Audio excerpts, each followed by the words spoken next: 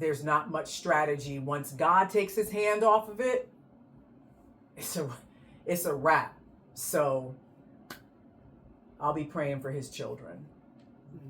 And speaking in terms of that, how do you think that lines up with what Katt Williams was saying at the beginning of the year?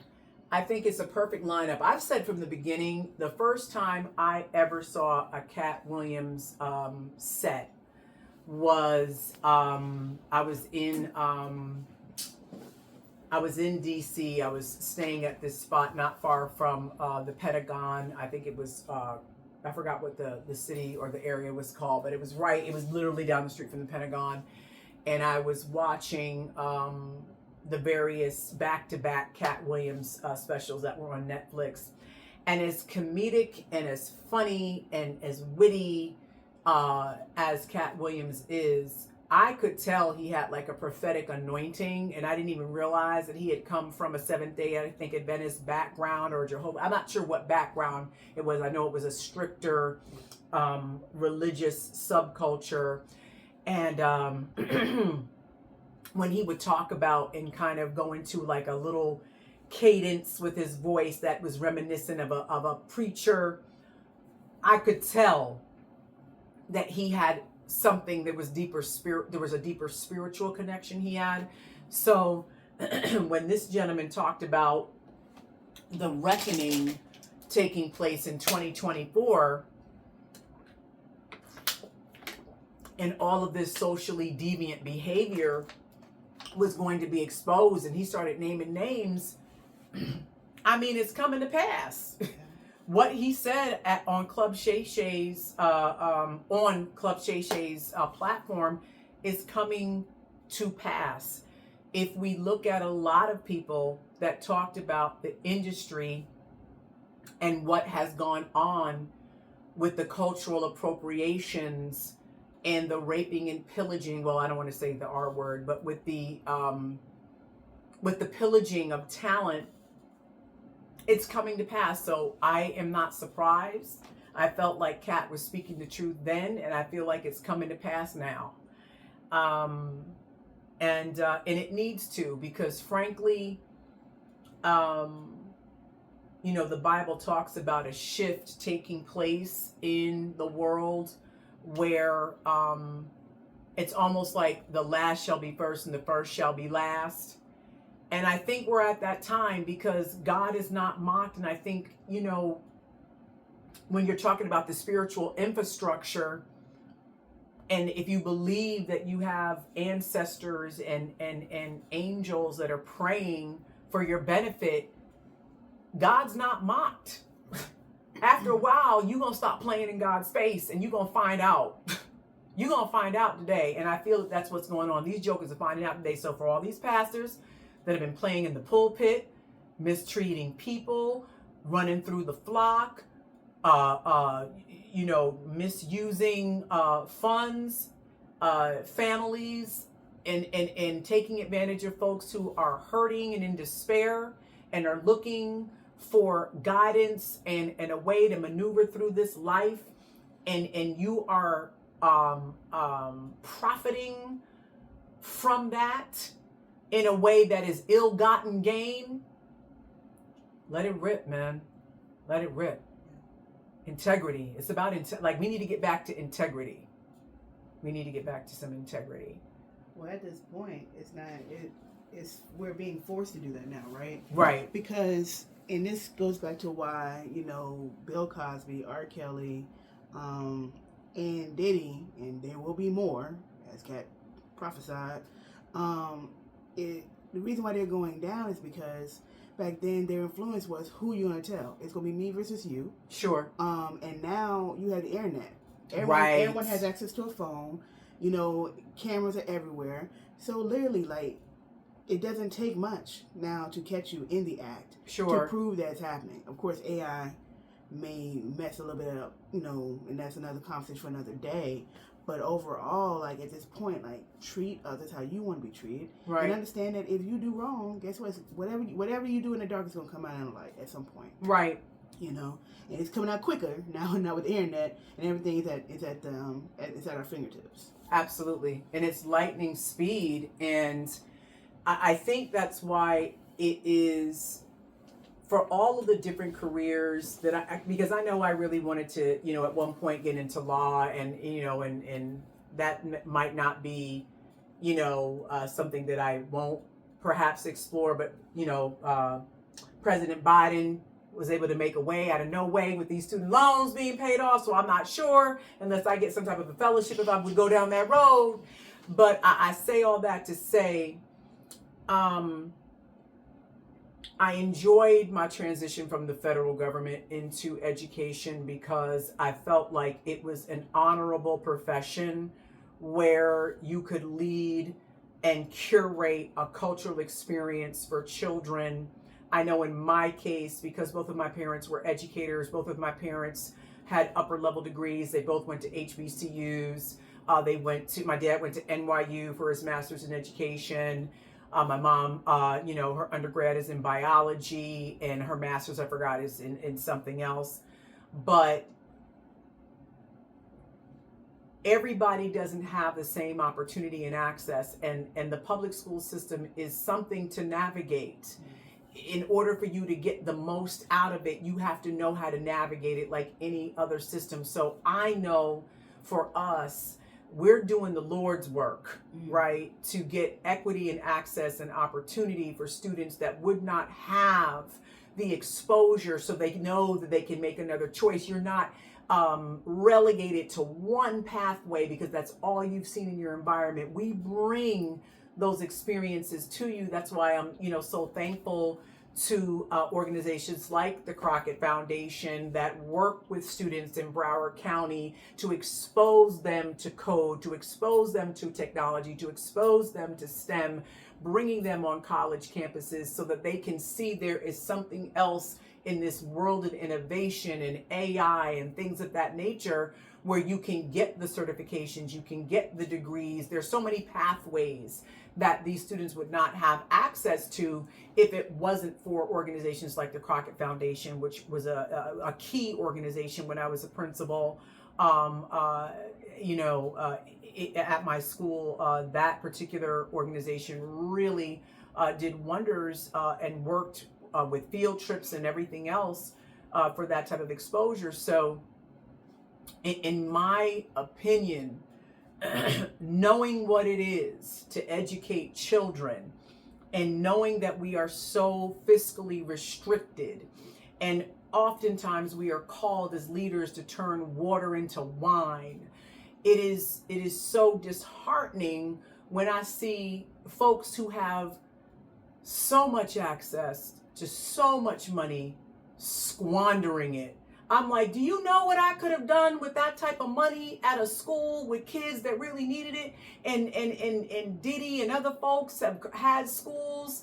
Like, what do you mean, man? Like, what do you mean? Like, how are you progressing and moving the culture forward? So that's why I just feel like, yes, anybody who is not doing what you should be doing, you need to be exposed right now, because those of us who are servants, who are servant leaders, who are public servants, your nurses and your firemen and your policemen and your teachers, and we're doing this for the love of for the love of the culture. And you have other cats tapping around that can do more instead of just their own personal, edification and idolatry of self. What about knowledge of self? And the cultural shift that needs to take place in this country, where we're putting more money into education. If you care about it, you got to put money into it. So having those fiscal restrictions are just tiresome. So if you're not going to be a part of the solution, you're a part of the problem, and you need to get on. And when our children are feeding into all of this mess, and then we have to be the ones to clean it up at the schools, because that's where a lot of this stuff manifests. after they get off of the Fortnites and the streaming and all this other stuff, and they come off of TikTok and into the school and all that foolishness because somebody was talking junk, or something happened in the neighborhood, and then you got to clean it up and you triage and social work it out, and then you're still trying to go through some state standards and get to a level of proficiency so these kids can be global competitors. It's a lot of noise to cut through. And anyone that's not moving the culture forward, to the side, man. You to the side. It's just time out. We need to wake up. We need to wake up. We need to mobilize. We need to vote appropriately. We need to influence these politicians to vote for the needs of our communities, so that we can make an impact and change. So I think this is a good way to transition to just talking about how we can connect to our communities to move forward, right? Mm-hmm. So what ways, from the beginning of your time being an educator to being a principal and working in higher levels, what do you think are the best ways to getting to our children to make sure that they are succeeding and that they want to innate and inherently themselves do it on their own? We have to get out of the construct that the way of doing business and education is still working. What worked with the abacus and a chalkboard in the 70s is not going to connect to the children in 2024. It's not. We have to re-energize and innovate our spaces. And we have to really take into consideration that the way these children learn through technology, and really leveraging that space is what we need to do. There's a whole redesign that needs to take place as it relates to how we connect with our children. And really it comes down to, we talk about differentiated instruction. We talk about really having personalized learning.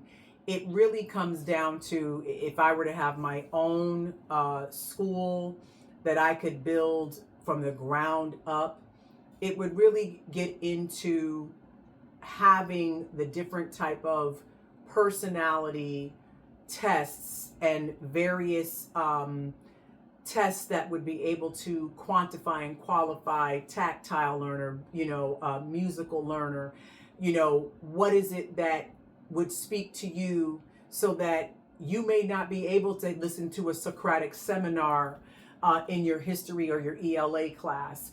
We may need to do this whole thing in a whole nother venue, outside, in the field, interacting with businesses, doing the work. And there are various technical schools and colleges that do this, but I think it needs to be more widespread and not specialized to one or two places, but it's in every place. We have to revolutionize how we approach our children, because we're losing them.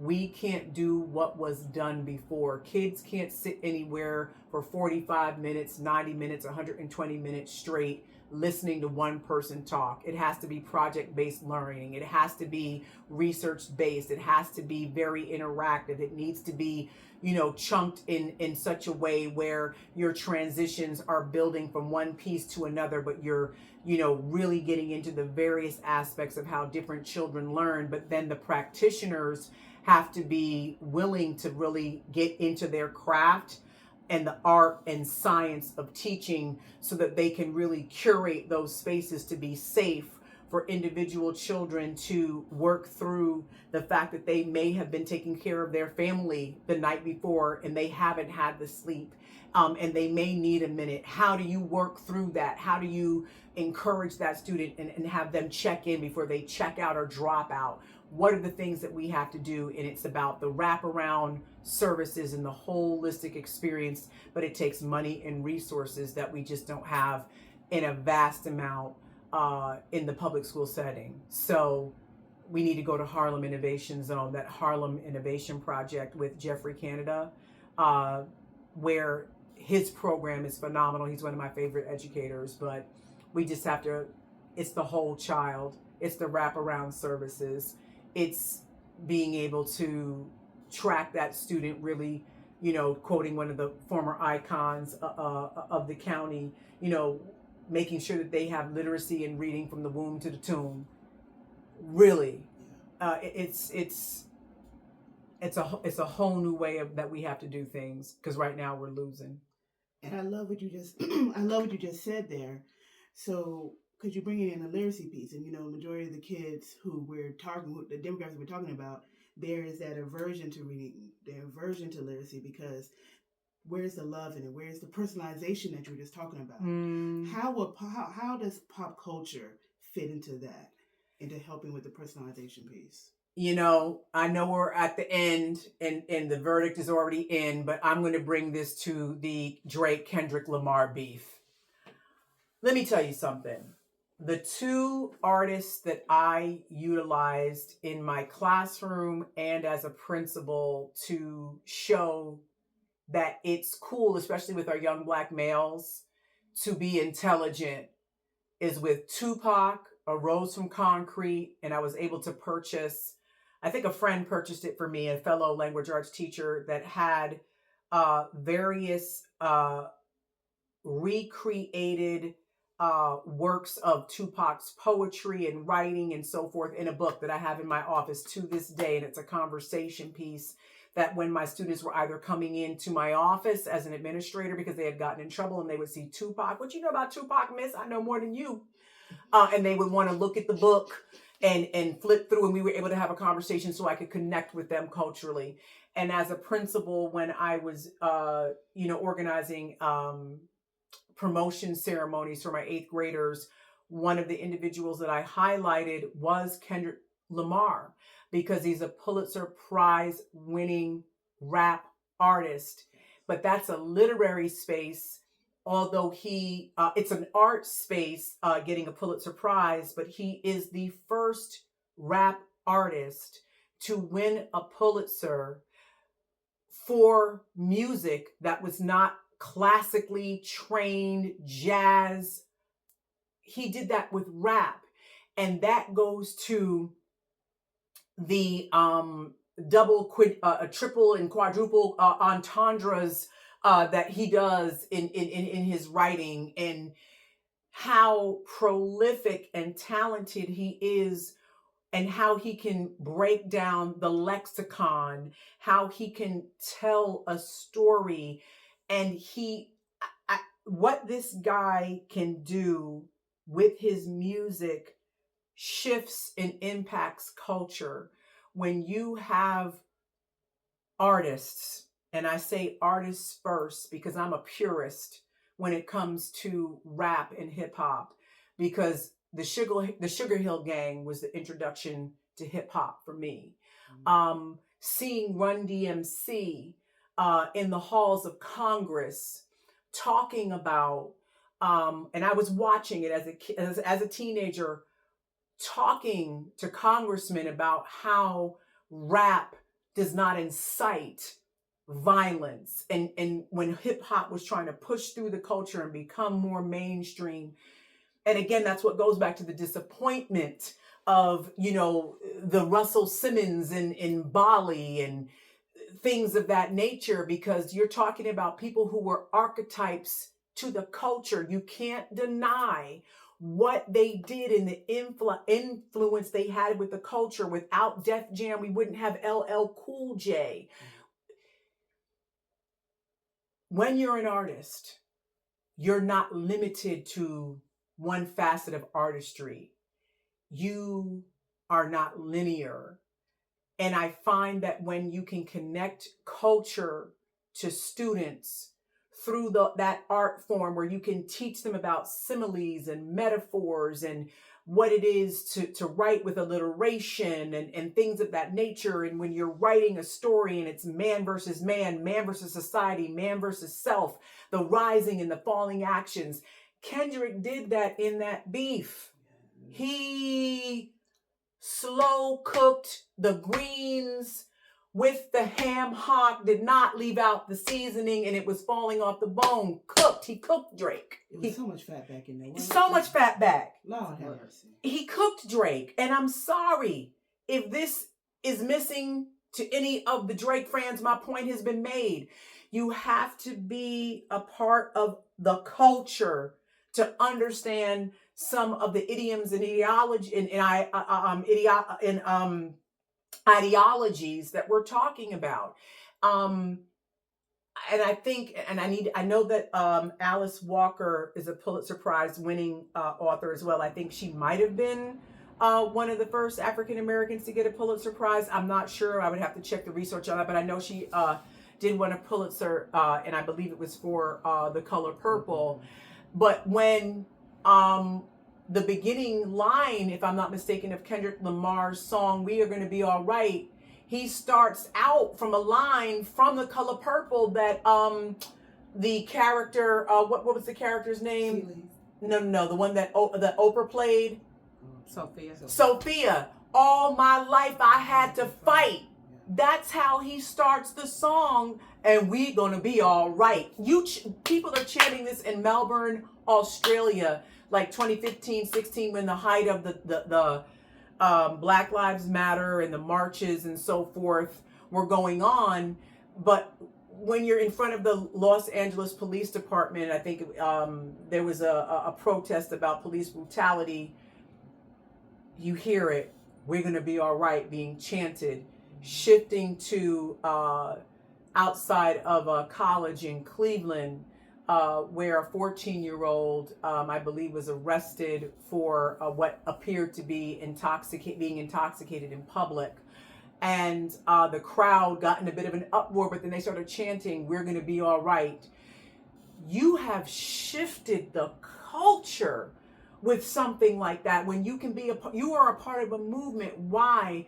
Because the organization that deems who can get a Pulitzer Prize stated that this gentleman was able to bring together his stories in such a way that encapsulated the modern day African American complex cultural experience. I'm paraphrasing what they said when he got the Pulitzer Prize. And the brother is so low key. He just walked off the stage, said thank you. The first hug he got was from Don Lemon, another icon in the community who is doing his thing and transitioning. I think he walked away from CNN and wherever with 24 mil. Kendrick is on another realm. President Barack Obama, when he was asked, "Hey, now, if there was a rap battle between Drake and Kendrick, who you think is going to win?" Drake, great entertainer, but Kendrick's lyrics, outstanding. He's on another stratosphere, and he was talking about the Damn album. So when I hear, this is what started and stopped it for me, because I have been a Drake adjacent. Kiki, do you love me? Okay, yeah, right. Please stick to the rivers and the lakes that you're used to, Drake. Stick to those, because you are out of your depth. In education, we call it like a DOK1. You're like on a depth of knowledge level, DOK1. Kendrick is like a DOK4. You're not even on the same tier when it comes to that lyricism. If you're breaking down songs like Euphoria, and you can be brought through almost a trilogy. It was like listening in the imagery of watching a horror movie when this dude was rapping, "I see dead people." I knew it was over then. I said, okay, yeah, this is over. When that Joker went into "I see dead people," I knew then it was OVER. It doesn't compute. Kendrick will always win because he is like the Sade of our generation in rap. Sade came out every 10 years because she says, "I'm not going to let the industry eat me alive, destroy me. I don't know my family. I don't have a life." And boom, bada bing. And every time Sade comes, it's a sold out tour every time she comes on the set. So when you want to crack on Kendrick, it took you 11 years or whatever to say something. He doesn't have to say anything every year, because we still talking about the damn album. Low key, Exactly. we gonna be all right. We still on that. So when Drake wants to talk about you always rapping, whatever the line was, like you trying to free the slaves, brother, we're still in a modern day slavery. Did you not know that, or did you not understand, based on your Canadian cultural upbringing, being a man of color in Canada, that the African American experience and the Canadian experience are not synonymous? They are not the same. That's why you can hip hop through all these different genres of the culture and have us 20 different sounds. I'm like, well, what Drake am I getting? I don't know what I'm listening to. Yes, I can wave my hand. Yes, it's a bop in the club, but I'm not, listening to that for any real inspiration when I'm trying to be inspired and brought through any type of hardships that are relatable. Kendrick is relatable. When you, case in point, Serena Williams and her sister Venus and Serena from Compton. And I know I am not gang affiliated. Let me be very clear. I don't know nothing about no Crips and no blood. I don't know nothing about that. Okay. All I know is I was trying to see if I can get that dance step when that song dropped. What was it? What Like us. Like us? They not like us. Let me tell you something. Summer banger. Summer banger.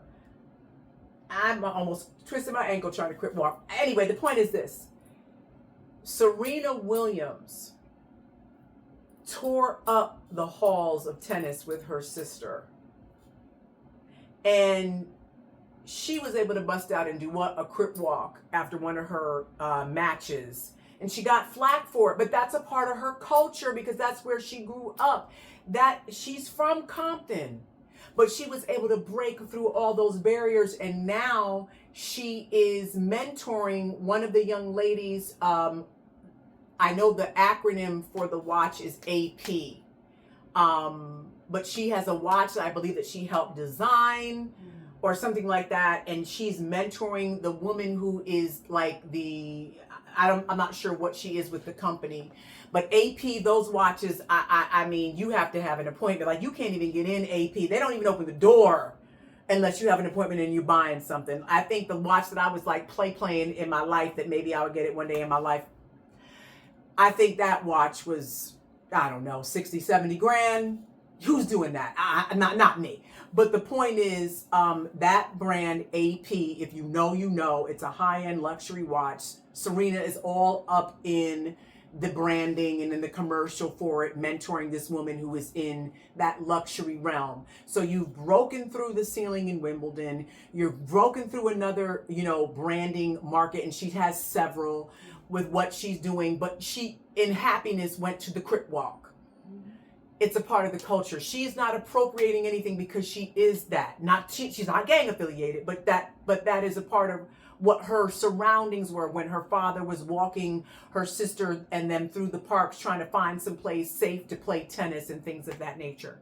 So I say all that to say, and Drake, you have something negative to say about her. You have so many things that are negative to say about various black women that you didn't make it with. Always something negative. I have a problem. I have a problem with it. And I never was like an anti-Drake person, but again, someone that is a chameleon like that can float through any type of genre within the realm of the culture. And I'm like, well, what do they do in Canada, bruh? Like, what do they do there? Can you help me out with that? Because I know one thing they can do in Canada. Ask for the Kendrick Lamar special at that Chinese restaurant that Kendrick mentioned, that there was a robbery of sorts when Drake was in Toronto, and now they calling Kendrick's name in your city.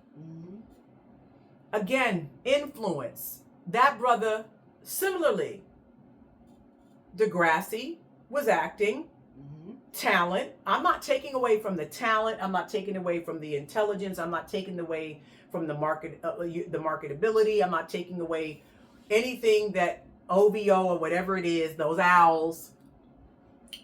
whatever he was able to create. Mos Def 𝐷𝐉𝐻𝐿 said it earlier this year in January also, when he was asked, is Drake hip hop? The brother was like, he's pop to me. Drake is not a hip hop purist. He is not. KRS-One, hip hop purist. Nas, hip hop purist. Big Daddy Kane, hip hop purist. Eminem, hip hop purist. Kendrick, hip hop purist. Outkast, hip hop purist. Because Andre 3000 is like, yeah, there ain't nobody making nothing. Like, what is this? Let me get on my flute. Because he's an artist, he's not relegated to one art form. Not a monolith. That is artistry. But unfortunately, you have to be willing to die for your art in certain circumstances and not sell out. And if Outkast did a concert right now, again, sold out. Escape, SWV, can come back after all this time once they got that crazy behind sister out the mix, selling out concerts because there was talent, real talent and artistry there. Mos Def was in a wonderful film called Something the Lord Made. It was out of the 1930s where there was a gentleman who was a janitor that was working at Johns Hopkins but never could navigate the medical realm. And it was the blue babies, infant heart research that when babies came out because of the lack of oxygen and they were blue and they were trying to figure out what was going on. That man that Mos Def played in that film, Something the Lord Made, was one of the most amazing historical African-American pieces that I've seen that showed his range of acting. So it wasn't just brown sugar about the typical rapper that's trying to get a deal. He has range. He had range with his music. So he's a purist. And that's because of something he created from his heart, from his soul, that's transferable. If it's not transferable and it's not impacting and it can be destroyed within a rap battle in about 4 or 5 songs, then what are we doing? What are we doing? So the proof, it really is in the pudding with that. So I can respect somebody's hustle, but Yasin said it. Are we not seeing the buckling of the empire coming down now? Paraphrasing that podcast he was on when he was asked this, and he was wilding a little bit, talking about, Drake is synonymous with shopping and all of that, and so many SKUs, so many things to pick from. Everything is here. Like, you can't be a master of everything, a jack of all trades, a master of none. Like, pick a lane. If �KeKe, Do You Love Me is your lane, brother, then stay there. Kendrick done told you now. Keep me singing and happy and tapping in the club, fine, but stay out of this area because you, again, purist, TLC, stick to the rivers and the lakes that you are used to, sir. Because you getting washed out. Because you washed out right now, rinsed. You have been rinsed by Kendrick, rinsed, and I stand on that. Kendrick is a force of nature in his lyricism, in his artistry. Who gets Don Cheadle in a music video for DNA? Don Cheadle, who is amazing, another artist. Other artists, artistry begets artistry. Truth begets truth. Real leadership begets real leadership. And people who can really see are tired of the foolishness. Yeah. Tired. And DMX, who I love, said it. I think he was on Hot 95, and it was Charlemagne the God was asking him again about Drake. He was like, I can't stand the way he looked, the way he talks, his face, Again, nothing new. And more and more and more people are talking about the shady goings on, but you were able, because of the machine behind you, to culturally appropriate and build what you built. I'm not mad at it. It's a capitalist society. This is what, we do. But don't try to claim all this ethnicity and berate black women ghost write. He told on himself even in his own daggone, oh, this feels good to be writing again. Right. Brother, you stopped. You just told on yourself. Terrible. Cat Williams. These people don't write their own jokes. They're not writers. I write my stuff. That's an art form. And we have to get back to a place in our culture. And I think I'll kind of bring it together with this. Yes, Kendrick won the rap beef. That's just all there is to it. I love Kendrick. Will always love Kendrick. I'm here for Kendrick. I'm trying to learn that dance. Because they not like us. They not like us. They not like us. I love that song. But I want to kind of wrap it up like this. It's just time for the Black intelligentsia to reemerge from the days of W.E.B. Du Bois and the Talented Tenth. Where are we? Where are we? Where are we? There is so much trash in the culture that does not replicate and represent what the civil rights movement, what our ancestors went through, what Brown versus the Board of Education was about. Where are the Black intellectuals?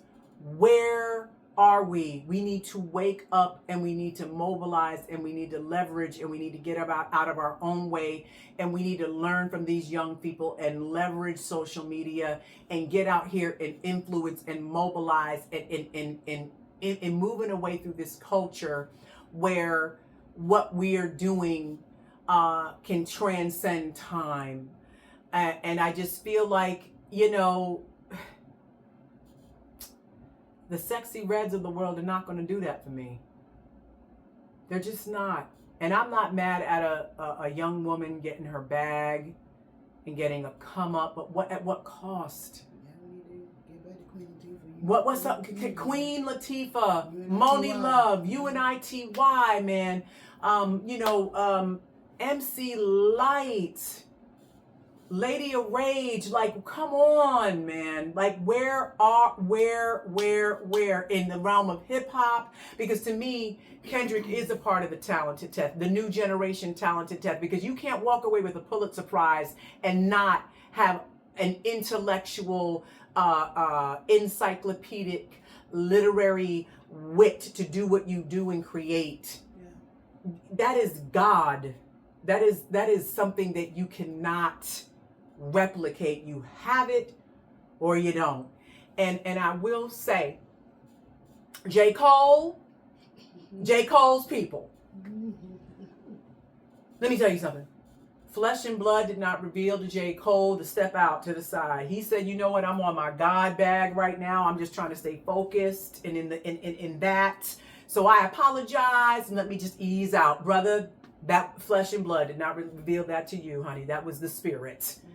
You slide right out of that, and I'm so glad that you did. So glad that you did. That was wisdom. But with that being said, the disappointments of Diddy, the casualties and collateral damage of people as a result of that, and this recent beef with Kendrick. I just can appreciate the literary genius that he is. And I pray to God we were able to record and get all of this and the camera didn't go out. But it's just time. It's time for people to stand up within the culture and to move and mobilize and show the intelligence and the intellect that we bring. People of any culture, doesn't matter what's your background.